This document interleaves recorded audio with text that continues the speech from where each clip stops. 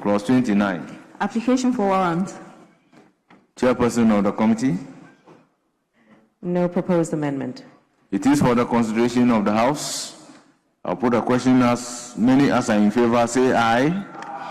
Those against say no. The ayes have it. Clause 29 is ordered to stand part of the bill. Clause 30. Matters to be specified in application for warrant. Chairperson of the committee. No proposed amendment. It is for the consideration of the House. I'll put a question. As many as in favor of clause 30 standing part of the bill say aye. Those against say no. The ayes have it. Clause 30 is ordered to stand part of the bill. Clause 31. Effect of warrant. Chairperson of the committee. Clause 31 amendment proposed. Delete and insert the following. Effect of a warrant. 31. A warrant issued under this Act shall authorize a person and a class of persons specified in the warrant to exercise the powers specified in the warrant for the purpose of intercepting communication, obtaining information, a record, a document, or a thing of the type specified in the warrant, and B, any other person to provide assistance to the person exercising the powers specified in the warrant if the person required to provide assistance believes, on reasonable grounds, that the person exercising the powers specified in the warrant is doing so in accordance with a warrant. I so move. It is for the consideration of the House. Honourable members, any further amendment? Yes. Speaker, thank you very much. Speaker, I make this amendment on behalf of Osayin Alexander Kwamina. No, I have to put a question on this one. Sorry, I thought you had. So I'll put a question. As many as are in favor of the proposed amendment by the chairperson of the committee to clause 31 say aye. Those against say no. The ayes have it. The proposed amendment is ordered to stand part of the bill. Now you can go to X. X. Yes, Speaker, thank you very much. Speaker, I rise to move this amendment on behalf of Alexander Kwamina Afenyo Makinda Osayin.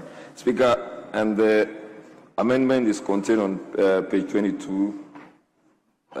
It says that the amendment proposes as follows. Add the following new subclause. And it is a warrant authorizing interception shall be subject to review by the issuing judge every 30 days and shall lapse unless renewed upon demonstration of continuing necessity. Speaker, unquote. Honourable members, it is for the consideration of the House. Yes.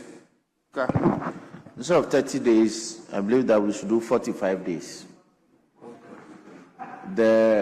No, yes, because it takes a lot of logistical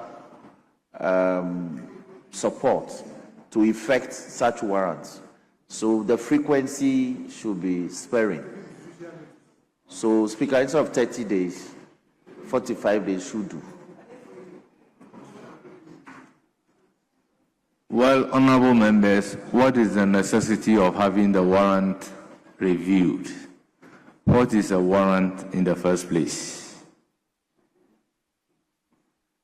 The warrant gives you the permission to. Body. Yes. Speaker, this is a warrant for interception. So it's a specific warrant. And if care is not taken, it will be unduly utilized.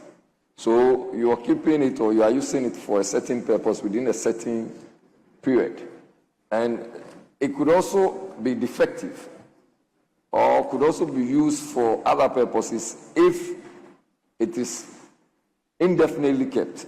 So there is the need for us to review same over a period. So periodically, so that we come to a certain realization whether or not it's still needed or even if it has to be extended. And Speaker, that's the essence.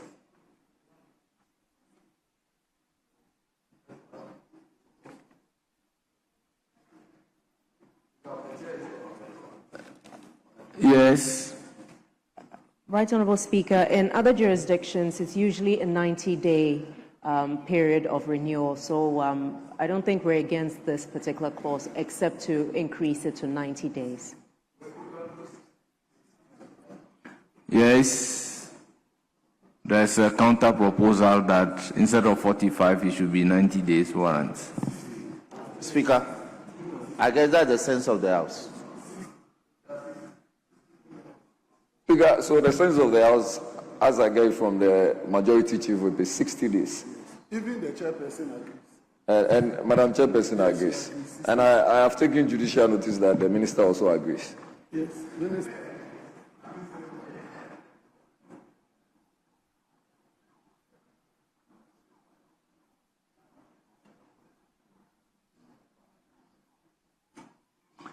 Yes, what is the sense of the House? Speaker, that we take out 30 days and insert 60 days. Then I'll put a question. Then come with it. Yes. Honorable Ahmed, you moved the amendment on behalf of Osahin, but why are we saying the issuing judge? Because, for instance, if a judge has granted warrant and within the 60 days or the 90 days, the judge is gone on course, he or she is the issuing judge, is not available. Does it mean a judge of coordinate jurisdiction cannot review it? You see, that is why the law still is in your bosom. I agree that the Speaker is very well versed. I agree that there could be complications when we are only dealing with the issuing judge, because the example you gave is sacrosanct. It makes a lot of sense. So, Speaker, we can depart from the word issuing judge and make it open. And I seek your guidance on that one. So we can just simply say that a warrant authorizing interception shall be subject to a review every 60 days.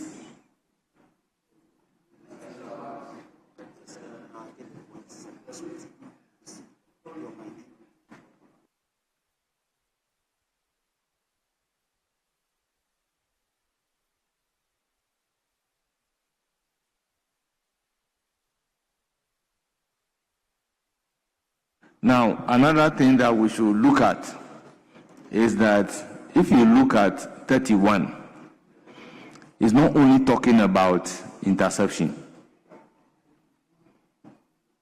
So, by the proposed rendition, it is only a warrant in respect of interception that will be renewed, but others will not be renewed.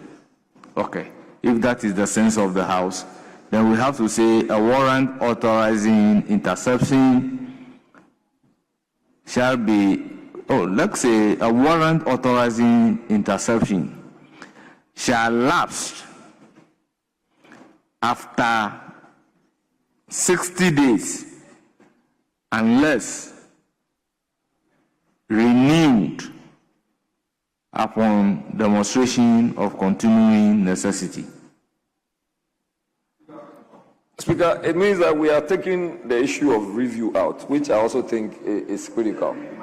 Yes, because a warrant authorizing interception shall be subject to review by the issuing court 90 days and shall lapse, 60 days and shall lapse unless renewed upon demonstration of continuing necessity. No, let's give the time period within which the warrant will be valid. Then you can subject it to unless reviewed. Very well. So, Speaker, your rendition is good, but we need to indicate the authority to do the renewal. So it should be upon an application. So we take away upon demonstration of continuing necessity. All those is convoluted upon application. Yes, upon application. Yeah, that I agree with my colleague. It doesn't make it tautologous. It's straight to the point. Yes. Yeah.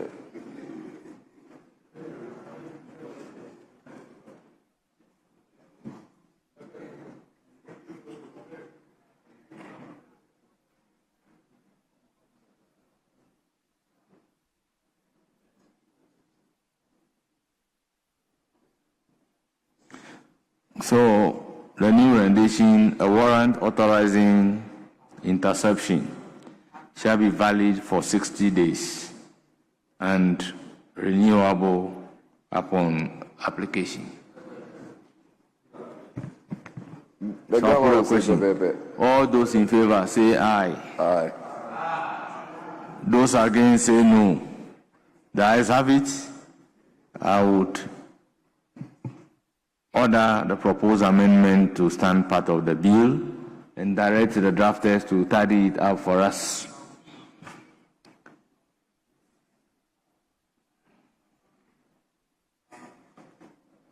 Now we move amendment XI, also standing in the name of Alexander Kwamena Afanyo Maki. Speaker, I still take this amendment proposal made by the Osain Alexander Kwamena Afanyo Maki. Speaker, and this is captured on page 22. And it reads, the amendment proposed, add the following new clause after clause 31 to read, where a warrant expires and no prosecution is initiated within 12 months, the person whose communication was intercepted shall be notified unless a court orders otherwise on national security grounds. Speaker, the 2 also says that information obtained under a warrant which is not relevant to a national security threat shall be destroyed within a period prescribed by regulations. Speaker, these are the amendments proposed. Honorable Member, the first question for you to answer is that we have a statute of limitation that deals with issues of this nature. We normally say that a crime cannot be a statute barred. So why are you proposing the first rendition in the first place? Speaker, so what would be your instruction on this? Is that to say that we should abandon the yes, first? Because the statute of limitation yes, I understand will have taken care of the period within which you bring action against the person. And crime is not statute barred. The crime cannot be a statute barred. Yes. Speaker, but beyond that, would the 2 not hold? Yeah, so let's deal with the 1, then we can come to 2, Very well. one after the other. Speaker, I think we should abandon the 1. So the 1 is abandoned. Now let's come to 2. Information obtained under a warrant which is not relevant to a national security threat shall be destroyed within a period prescribed by regulation. Yes, Minister, you are in. What do you say about this rendition? Well, I don't see what this is going to cure, because all I would then do is that this is a national security threat and continue to keep it. So I label it so. But because, Mr. Speaker, as my colleagues may know, you may pick information today that may not be complete. So for it not being complete today looks like it's not a relevant information. Then tomorrow you pick other piece. Then all of a sudden this one down becomes a very useful and important information. So if you destroy it, then you will have denied yourself. Because let me give you a typical example. Every gun that fires, say, a bullet is uniquely identified. So you go to a crime scene and you pick bullets. but currently on your database, it's not matching any sidearm or any ammunition or any arm. 30 days after, 1 year later, 6 months later, you accost a criminal and there's a gun on him. You go and run that gun on your data system and it begins to link the bullets that you picked 6 months ago, 1 year ago, that you couldn't link it to any gun, to this very gun that is now found on that person. So I'll give you a true example. About 3 or 6 months ago, someone was killed, a Kusasi chief was killed in Aswansi. Interestingly, an operation happened just last week in another part of Kumasi, Bekwai, only to realize that they are now being linked. So if you say we should destroy it because today it doesn't look relevant, it may be relevant tomorrow. That is why those information are usually not destroyed unless when it becomes very necessary. So I want to plead with the proposed amendment that, look, in the best national interest, you don't even need to put this, because what I'll simply do as the minister responsible will tell you that, okay, this is a national security threat, and therefore I want to keep it. And then it becomes something that people may then see that you are abusing. Because how is this paper a national security threat? But I'm looking at the fingerprints that are on it and all that. But for you, it's simply, what do you call it, a paper. But for me, it's about the fingerprint. So I want to plead with the proposed amendment, somebody who is proposing this amendment, look, this may not be useful. Yes, thank you, Honorable Minister. And another thing that we should look at is we are asking that it be destroyed. Now, these are information being intercepted based on the court order. Nobody is aware, apart from the security intelligence. Now, how is it going to be destroyed in a similar way?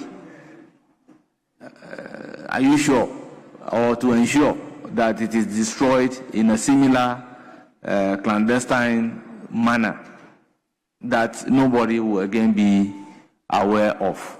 Because they got the information and they claim that the information is no longer of use for them. Then the law is saying that destroy it.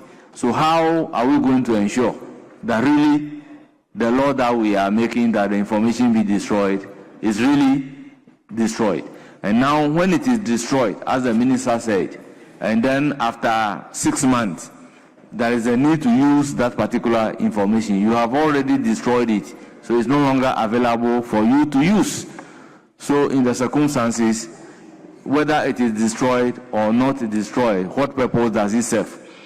Because once the information is no longer relevant, nobody will be arrested based on that information. And it will not even be disclosed to the general public that this is the information that we have.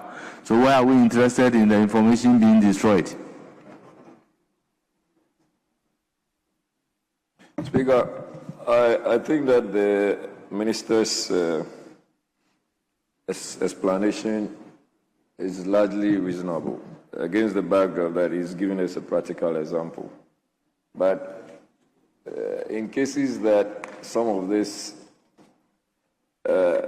pieces of evidence or things we chance upon some of them, we also are careful that they are not used for other purposes. Because there have also been instances that you can also even pick a gun during a crime scene. And then the next moment you would notice that that is even connected to somebody who was actually not a part of the process. But I think that will yield to the minister's explanation, and I think that's more practical. So, yes. Yes.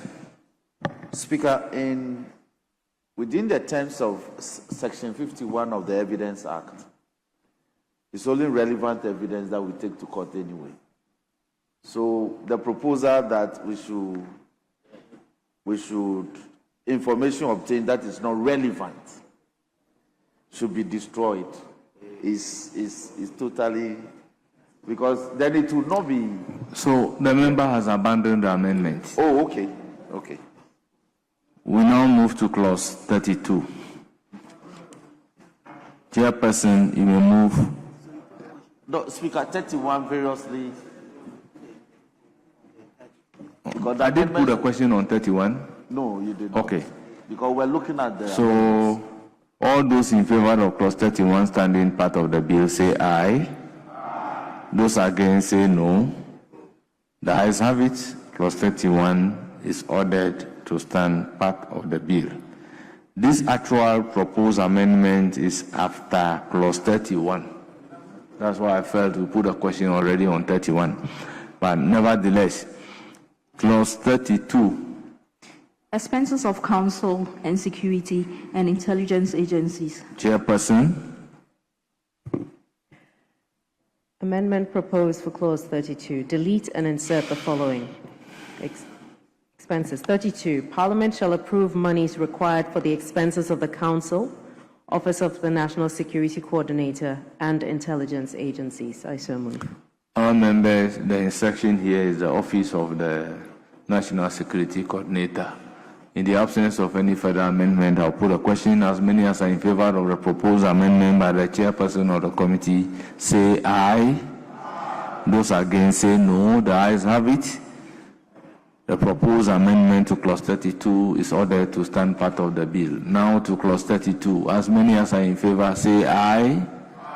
Those against say no. The ayes have it. Clause 32 is ordered to stand part of the bill. Clause 33. Accounts and audit. Chairperson of the committee.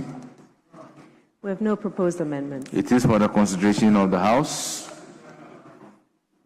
Honorable members, issues of accounts is standard. I'll put a question. As many as are in favor of clause 33 standing part of the bill, say aye.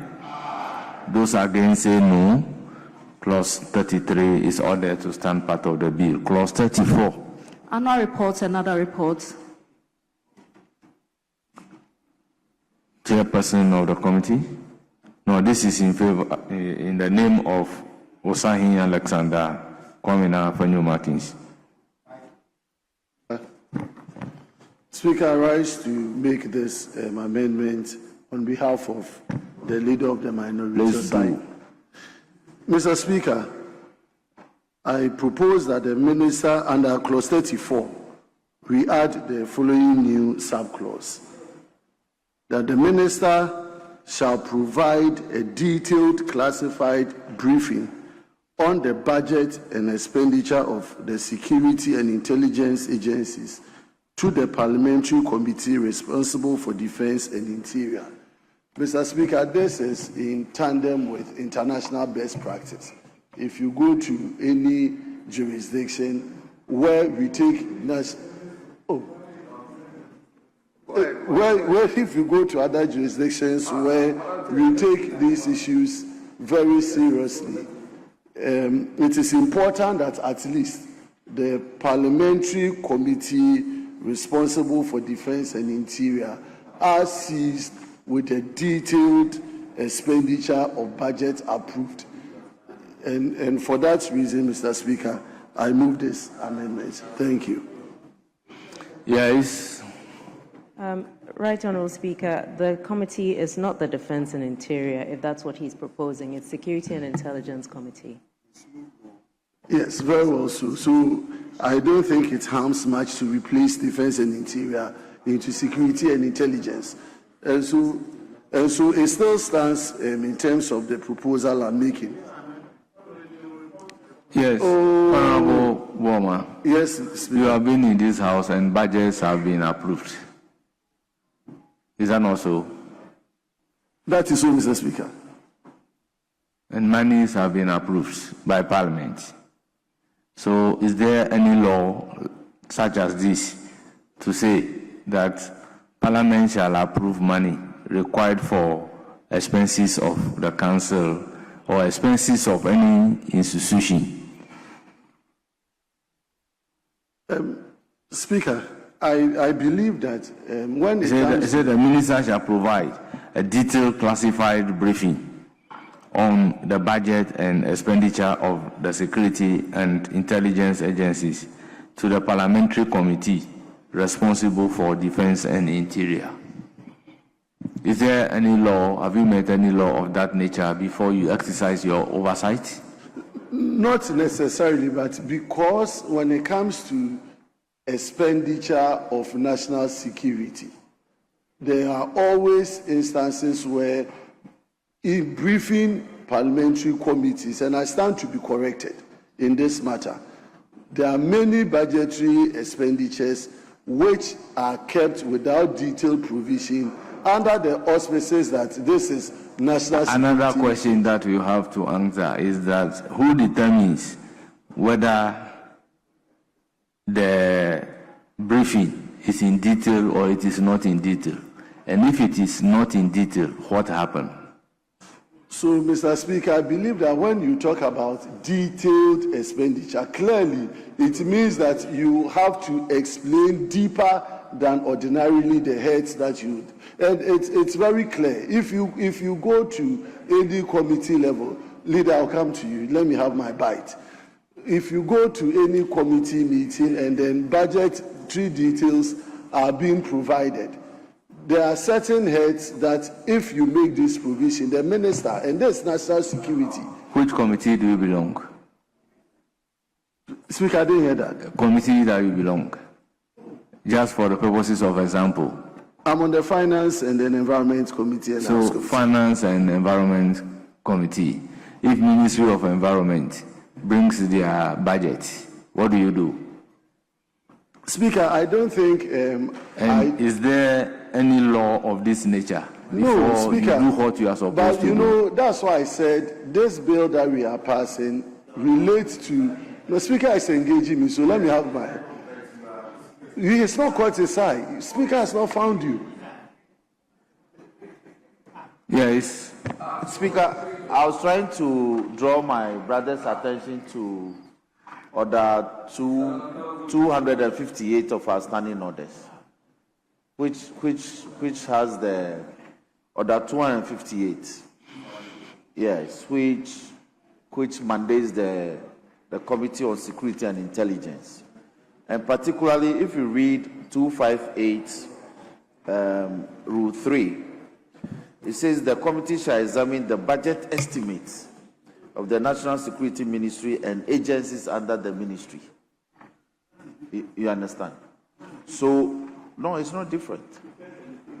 Yeah, so this is very specific. So the guide we are providing for you is that it's not necessary for us to enact a law, because our rules provide for the committee to exercise that oversight. The other matter the Speaker is bringing to your attention is that you are introducing a subjective.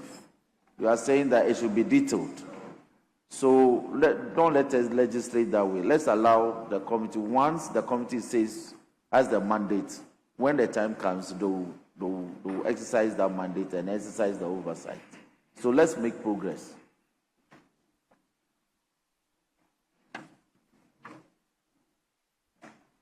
Yes, thank you very much, Speaker. Speaker, I read carefully Order 258 and referencing what Chief Whip indicated. Yes, the committee shall examine the budget estimate, and we know that budget estimate, of course, includes what you intended to spend and what you spent and the receipt on. But the reason why this proposal is being made, specifically in respect of national security, is the way and manner that details of the expenditure are not readily made. And that's why I said, I'm taking this from briefings I have. I'm not saying that is wholly true or false, but from my briefing, my intelligence, it suggests that there are a lot of expenditure that are not made readily available to the committee in detail. And so when you make this provision in this bill, then the committee, and Speaker, this is Committee of Parliament, your committee, and your committee in passing, they should be interested in knowing the exact detailed budgetary expenditure made. So, Speaker, this is to protect us as a house. It is to protect you and to protect your committee. If the Office of the Special Prosecutor brings a budget the Office of the National Security Coordinator also brings a budget. Now, in the Special Prosecutors Act, this provision is not there. In the Office of the Special Prosecutor, this provision is here. Does it mean the Office of the Special Prosecutor's budget will not be treated by the committee in the same way that that of the... You see, so certain amendment brings problem. Because if a judge is looking at the two laws, this one is saying that the expenses should be in detail, and the other one, it is silence. If you are a judge, what interpretation will you put on it? We don't need this particular legislation to be able to exercise our oversight. The exercise of our oversight is regulated by our own standing order. So how can we be inflicting this injury on ourselves? So, Speaker, I believe that these discussions are also on record. Hansard is capturing, and it is giving the intendment of us lawmakers. For me, if you insist, I'll put a question on it. No, before you put the question, then I would be very happy if you put the question, Speaker. But what I'm saying is that with this engagement, it is clear Hansard is capturing, so that tomorrow, when the committee, your committee, is asking for details of expenditure, they will be guided accordingly. So, with that, my say, Mr. Yes, Speaker. in all the institutions that has been coming before the Finance Committee, most of them are governed by an act of parliament. Where have you seen this rendition in their respective laws? But yet you exercise the oversight. Yes, let me hear from the Deputy Whip. Mr. Speaker, Honorable Buama is a member of my committee.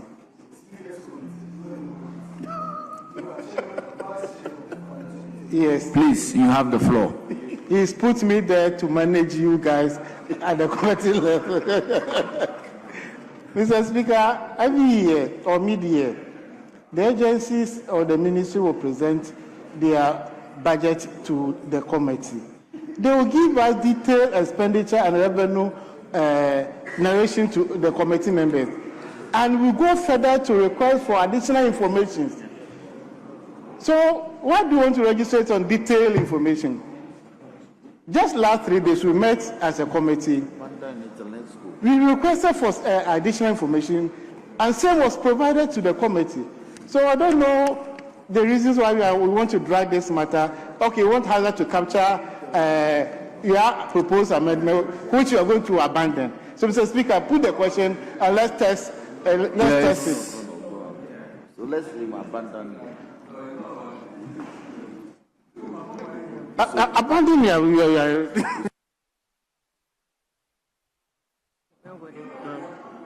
Yes, Honorable Member, let me hear you. Thank you, Mr. Speaker. This is a House of Records. I heard my colleague Buama saying he doesn't even know what he's saying, whether it is true or not, but he got briefing. This committee is on oath.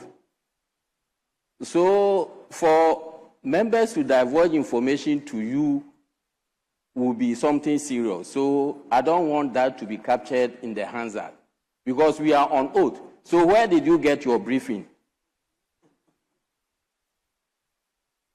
I never said from the committee members. And there are so many persons who come to your committee, and you cannot. The fact that you are on oath, doesn't mean that I can't get information from your committee.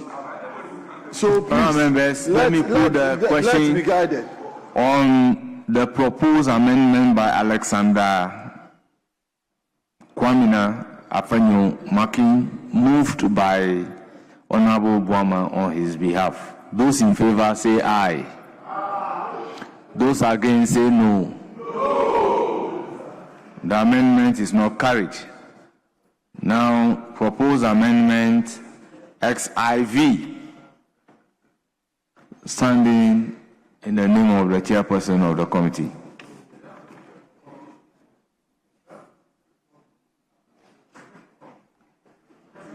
No, I have to put a question on the entire clause 34. As many as are in favor say aye. Those against say no. The ayes have it. Clause 34 is ordered to stand part of the bill. Clause 35. Retirement benefits. Chairperson of the committee. No proposed amendments. It is for the consideration of the House. I'll put a question. As many as are in favor say aye.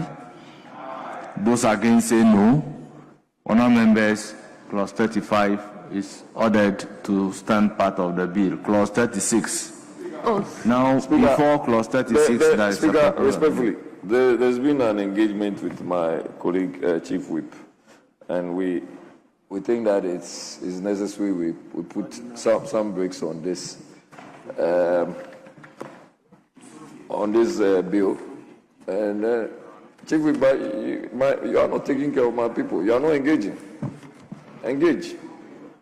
Yes, Speaker, and I think they should be engaging you further. But at this point, we should defer the discussions on this one, and then maybe something else. Thank you. Speaker, I believe that you have done so much for today. 2 major bills consideration. So we want to draw the curtains on clause 35 on this particular bill. But Speaker, I want to pray you that because we've had the Deputy Minister responsible for Agric, he's been with us nearly the entire proceedings. We want to pray you to take the questions. We take the questions, then we can. This brings us to the end of the consideration stage. Thank you very much, Mr. Speaker. Of the Security and Intelligence Agencies Bill 2025.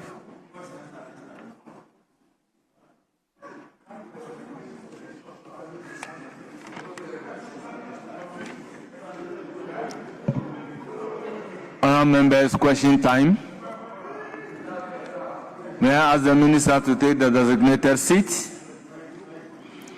as I call on Honourable Richmond Adam Kofi Potosu to ask question number 398. Honourable member, you have the floor.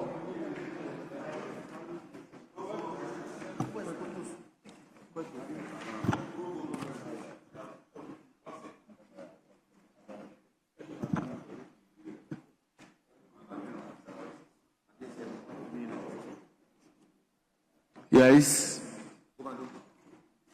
Speaker, I have the authority of the member concerned to seek your permission to ask the question on his behalf. Please do. I thank you, Speaker. I rise to ask the Minister for Food and Agriculture the plans of the ministry to protect food as a buffer to support Ghanaians in times of any pandemic that will prevent the importation of food items. Thank you. Yes, Honourable Minister.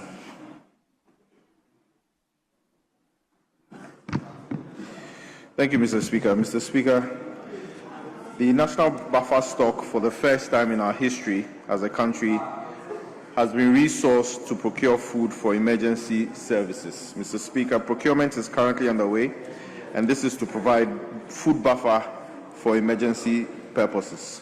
Thank you, Mr. Speaker. Any supplementary question? Speaker, that will be all. Thank you. Yes. Mr. Speaker, the minister indicates in his answer that for the first time in our history, the country has been resourced to procure food for emergency. I would like to find out from the minister how much has been made available for this procurement of food items. You are talking in terms of money. File a new question. Oh. Minister, resume your seat.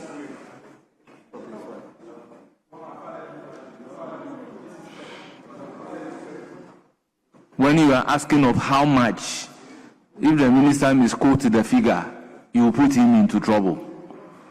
So if it is about specific figure, ask a specific question and he will bring an accurate answer. We will be the very person saying that the minister has come to lie in Parliament. We don't expect that as ministers they keep everything in their mind. So if you are asking of a specific figure, ask so that he can bring the exact figure.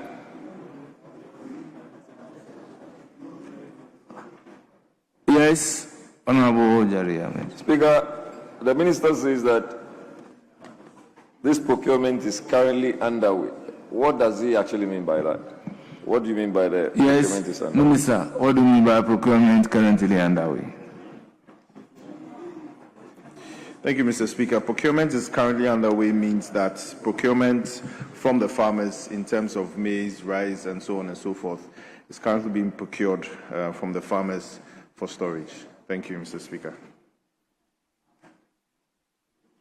Yes. Speaker, how is this procurement undertaken? How is it being undertaken? Yes.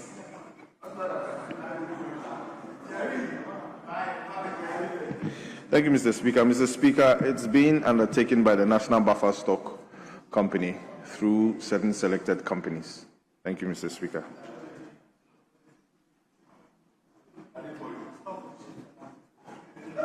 Yes. Speaker, I was trying to find out the procurement procedure or process. Is it single sourcing or selected or please file a new question? Speaker, this is procurement.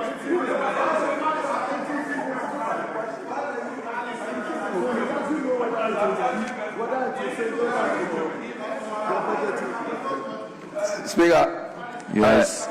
Speaker, I'm just at a loss. It's not to challenge your authority. But Speaker, you talk about procurement is underway. And then you say that it's buffer stock that is there. And I'm only asking for further details, whether or not it's single source. Honourable members, I keep on saying that question time and supplementary questions should not be taken to be a cross-examination. You are eliciting a fact from the minister, and supplementary question is designed that way so that it relates to the original question, in the sense that the minister should not be taken by surprise. And nobody is a master of all knowledge that when you are sitting as a minister, everything is within your head. So when a specific question is asked, then the minister provides a specific answer. So the question has nothing to do with methods of procurement, but yet your supplementary question is on method of procurement. Meanwhile, if a question is asked the minister the method of procurement in doing ABCD, he will refer to the record and bring you a factual answer. Speaker, Speaker, I know that you're coming under Order 89, and you are right in this posture. But Speaker, that is also a problem. We may have to look at Order 89 again. Because you see, what it then means is that ministers will just come and answer questions. And you cannot probe further. And if you have to probe further, you are now going to reprogram the minister to come and stand here to answer a question that, Speaker, because when you are talking about procurement, which is generally the case, and you are saying that you should know whether it is single sourcing or competitive tendering, it should be basic. You see, or restricted. I indicated here that members of parliament are regulated as to which question, how they ask the question. But unfortunately, the ministers are not regulated as to how they answer the question. So I cannot be applying the rules to the answers of the minister, but I can apply the rules to the supplementary question. So if we feel as a house that we have a problem with that, then what we will have to do first of all is to cause our rules to be amended. Until then, we have to apply the rules as it is. Yes, so we move to question number 427. Standing in the name of Committee Jolly Gakwe, you have the floor. Thank you, Mr. Speaker. Mr. Speaker, I rise to ask the Minister for Food and Agriculture how many metric tons of fertilizers were purchased from 2017 to 2024 and the total cost and how it was distributed. Yes, Honorable Minister.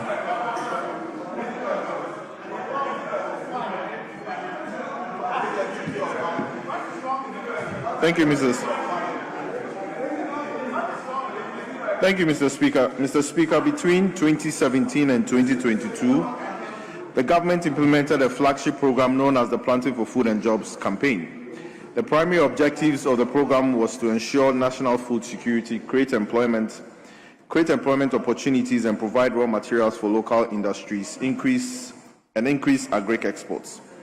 The PFJ initiative was anchored on 5 key pillars of interventions, namely provision of improved seeds, provision of fertilizer, provision of extension of services, delivery, marketing, and e-agriculture. The program focused on promoting the cultivation of major staple food crops and vegetables widely grown across the country, including maize, soya beans, sorghum, groundnut, tomatoes, and pepper.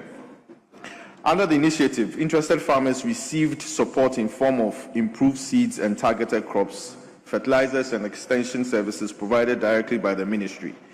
The other pillars, particularly marketing and e-agriculture, were implemented in collaboration with private sector partners. Mr. Speaker, beneficiary farmers assessed fertilizers under the program at subsidized rates ranging between 20% and 50%. Mr. Speaker, the first phase of the program was implemented under a 6-year period from 2017 to 2022. The quantity of fertilizers distributed and corresponding amounts paid under the program are presented in Table 1 below. 2017, 121,000.01. The amount paid was 212,842,042.02.50. In 2018, the quantity distributed was 247,039. In 2019, the quantity distributed was 286,355. In 2020, the quantity distributed was 422,258. In 2021, the quantity distributed was 239,096. In 2022, 71,982. In total, you had 1,315,748.44 metric tons. The total amount between 2017 to 2022 was 1,998,537.00. Mr. Speaker, under the program, private fertilizer companies were engaged through a competitive bidding process to supply fertilizers to farmers. These companies contributed the inputs to beneficiary farmers through their established networks of distributors and retailers across the country. Payments to participating fertilizer companies were made strictly based on the quantities of fertilizers actually supplied to the farmers under the program. Fertilizers were imported by companies specifically for the PFJ, but not distributed to farmers who were not eligible for payment. Mr. Speaker, the fertilizer subsidy program under the Planting for Food and Jobs initiatives was reviewed after 6 years of implementation, PFJ2. The review resulted with the introduction of the input credit system or scheme. Under the input credit scheme, farmers received farm inputs for production on credit through designated aggregators. The farmers were expected to repay the cost of inputs in kind with farm produce after harvest. Mr. Speaker, The quantities of fertilizer distributed under the input credit scheme, together with the associated expenditure, are presented in Table 2 below. In the year 2023, the quantity distributed was 57,300.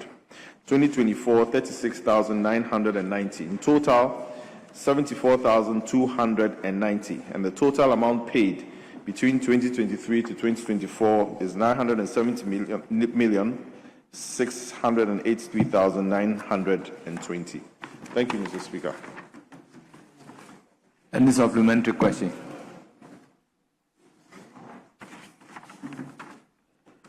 Thank you, Mr. Speaker. I would like to find out from the Minister, looking at the table presented, the table 2022 to 2024, there was a decline in the quantity of fertilizers being purchased. What accounted for that, if you can give? What is the problem? Speaker, you should file a new question. File a new question. File a new question. You are basing your question on his answer. This is it. We have just read order 89. Honorable member, your question is between certain period. In that period, was a minister at post as minister. So, therefore, if you ask a specific question, he will be able to make reference to the record and come and answer. Now, you are asking about the factors that accounted for a decline. And the factors that accounted for decline, it was not during his tenure of office, so he can only answer that question, making reference to the record.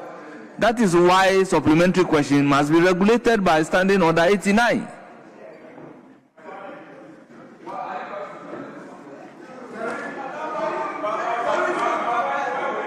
Yes, let's finish with the member asking the question before, unless you are...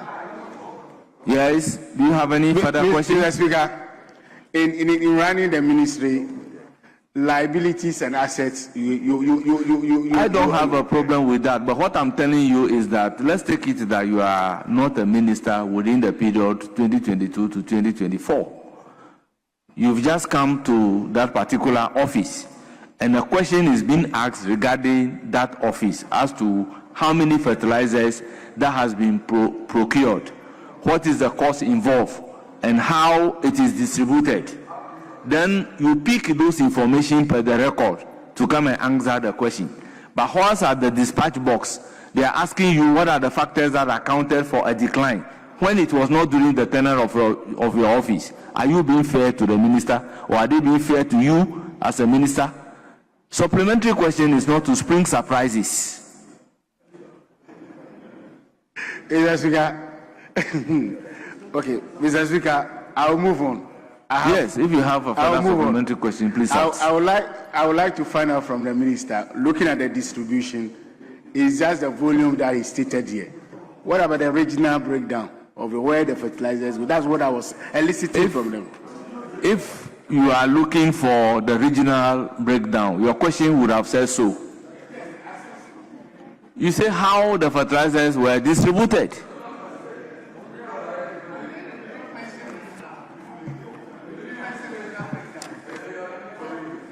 I think the honorable member doesn't have any further supplementary. So, Richard Achampon, let me hear you.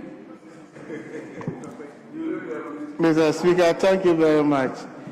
I want to find out from the minister, has the ministry taken steps to punish the owners of the donkeys that ferry fertilizers to Burkina Faso? Question overruled.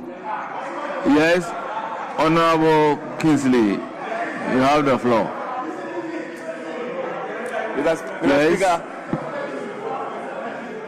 Mr. Speaker, we always take a cue from you, and a cue from you when you always quote 887 or so.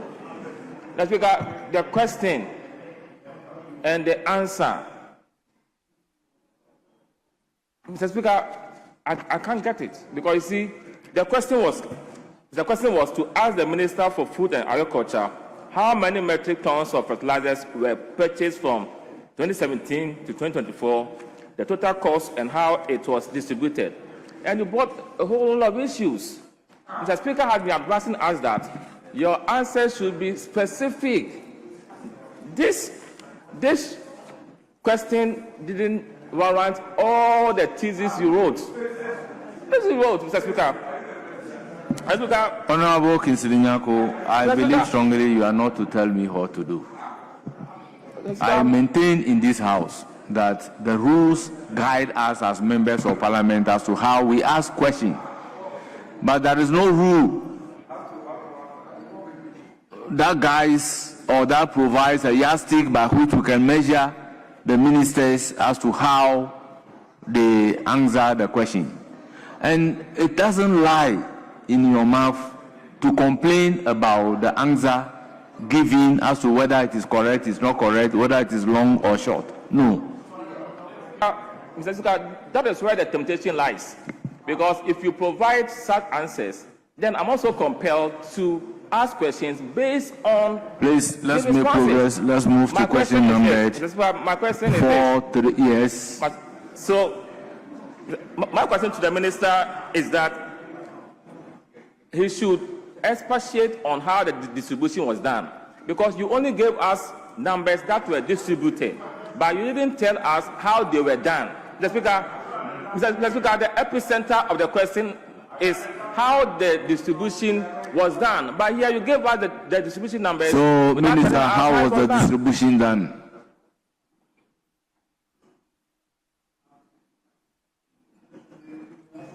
Thank you, Mr. Speaker. Mr. Speaker, if you read through, or if my colleague was listening to what I said, we said that the distributed fertilizers were given to the farmers. And every year, according to the table, we have the number of metric tons that were distributed, and we went directly to the farmers. Thank you, Mr. Speaker. Honourable members, I think we should move to question number 432, also standing in the name of Honourable Jijoli Gakwe. Mr. Speaker, thank you very much for the opportunity once again. I rise to ask the Minister for Food and Agriculture how many tractors were imported from 2017 to 2024 and how they were allocated across the country. Yes, Honourable Minister. Thank you, Mr. Speaker. Mr. Speaker, 659 tractors were imported by the ministry from 2017 to 2024. These tractors included Mercy Ferguson, Vulture, New Holland, and LS Plus, imported under the Brazil More Food Program, and Cabro Impact tractors from Czech Republic. Mr. Speaker, they were allocated through the receipt of application letters from interested farmers and stakeholders across the country, and upon satisfying the terms and conditions of allocation letters. Mr. Speaker, the mode for allocation of the tractors and the implements specifically was through advertisements of the sale of the tractors and other Agric machinery in national newspapers that requested for interested farmers and stakeholders to apply for the purchase. Thank you, Mr. Speaker. Any supplementary question? Yes, Mr. Speaker, thank you very much. In the provision of the answer, the minister mentioned about the sale in terms of money. I would like to find out from the minister, have they recovered all the money? Please. Honourable members, your question is how many tractors imported and how they are allocated across the country. Any question regarding price, file a specific question. Mr. Speaker, well gathered, I will file another question. Very well, very well. Honourable members, let's move to question number 681, standing in the name of Honourable Emmanuel Kofi Ntakuni. pro-West. Thank you, Mr. Speaker. I rise to ask the... Yes, you have the floor. Thank you, Mr. Speaker. I rise to ask the Minister for Food and Agriculture the plans the ministry has for the establishment of a farmer service center in Pro-West constituency, considering that the constituency typically runs on an agrarian economy. Yes, Honorable Minister. Thank you, Mr. Speaker. Mr. Speaker, the ministry, as part of efforts to improve farmers' access and utilization of appropriate farm machinery and equipment for the agricultural production and increase productivity whilst reducing drudgery, is in the process of establishing 58 farm service centers in agricultural districts under the first batch of FSCs. Mr. Speaker, the site selection is ongoing into taking account. Mr. Speaker, the site selection is ongoing, taking into account priority commodities, production levels, existing agricultural machinery population, amongst others. Mr. Speaker, in the medium term of the Feed Ghana program, farm service centers will be established in all agrarian districts. And Mr. Speaker, is noted that this Saturday will be cutting salt for the first farm service center in the Afram Plains. Thank you. Any supplementary question? No, Mr. Speaker. Thank you. Honourable Member, this is a constituency specific. We move to question number 714, standing in the name of Honourable Anthony Imie, Member of Parliament for Addo Tobri. Thank you, Mr. Speaker. I rise to ask the Minister for Food and Agriculture what irrigation and mechanization interventions the government has implemented or planned for Amansia Central District to improve agricultural productivity and food security.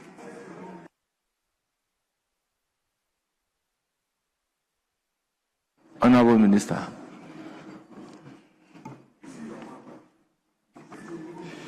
Mr. Speaker, the ministry has begun preparation to roll out the farm service centers across the country, especially in all agrarian economies.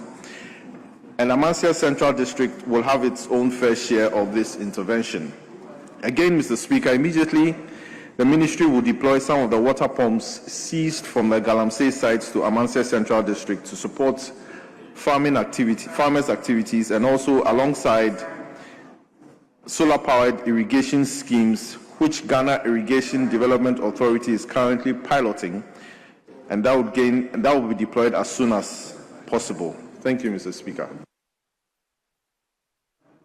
Any supplementary? Yes, Mr. Speaker. Mr. Minister, can you indicate or provide timelines and specific locations for your intended projects within the district? Yes, Minister. Thank you, Mr. Speaker. Mr. Speaker, I believe within 3 months we'll get you some of the water pumps, and then also if you are able to indicate to us some of the water bodies that you have, we'll be able to supply those water pumps to you so that the farmers will be able to start using it. Thank you, Mr. Speaker. Yes, any other supplementary question? Thank you, Mr. Speaker. This will be my last one. Minister, with the greatest of respect, what are the measures that have been put in place to enable smallholder farmers in the district to access the intended solar-powered irrigation scheme that is to be introduced within the... Honourable Minister, you know the implication of your question.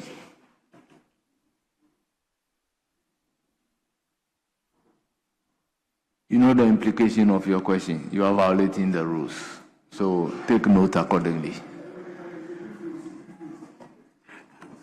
Very well, then I'll rephrase it. Yes, because your question is on, as the Minister for Food and Agriculture, what irrigation or mechanization intervention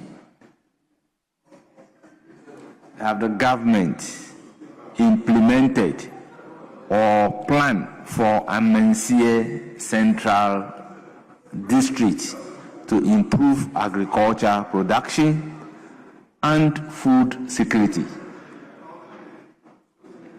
So your question is bordered on irrigation and Agric mechanization. So let's stick to that in terms of supplementary. I would rephrase it.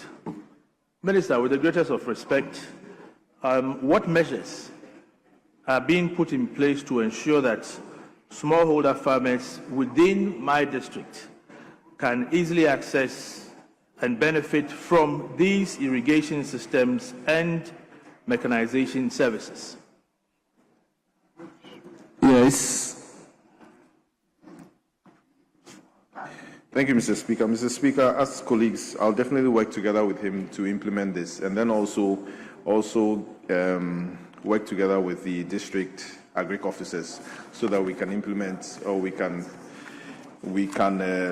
make your vision. Thank you.